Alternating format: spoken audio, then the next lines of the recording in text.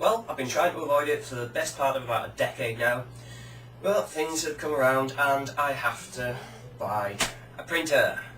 So here it is after like 2 weeks worth of saga of it not turning up and Amazon suppliers having not told them that they didn't have any in stock, and a terrible little bloody pain in the ass. It took 2 freaking weeks for it to turn up.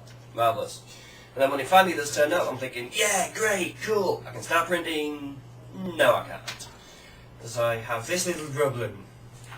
The black turner's balked by the look of it. So that's a support call waiting to be completed. But until then, just a couple of little tips really when looking for a printer. There's not really much. The only advantage that's like inkjet, bubble jets, whatever they want to call them, the only advantage they have is that they're cheaper to operate than these things.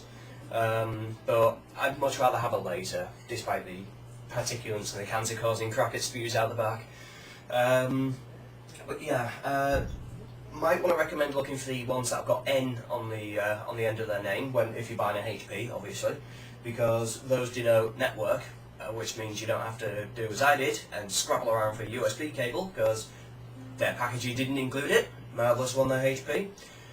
I would have understood if it was a network one, but when it's USB only, why is there no USB cable? Kind of, yeah. So farted around trying to find one for that. I had to plumb it into my server, and it's now shared. And obviously, then I discovered this problem. But yeah, the single biggest bit of advice if you're going to go for a colour laser, get one with an LCD panel. Trust me, you will be very happy if you do, because without it, you've just got 1 or 2 error lamps, and that's it. And you've got to figure out what that blink means. You know, whereas with an LCD panel, it'll tell you. Paper jam, out of yellow toner, because, you know, you might have one for out of toner, but it won't actually flicker and tell you which toner is out. So, you know, get an LCD panel, it'll save you a fuckload of hassle. Also, I mean, this is not so much of a problem because it was when I first initially bought colour lasers. But, well, this is whilst I'm at work, not at home obviously, since otherwise it will invalidate the intro to the video, but try to get one that doesn't have a carousel inside.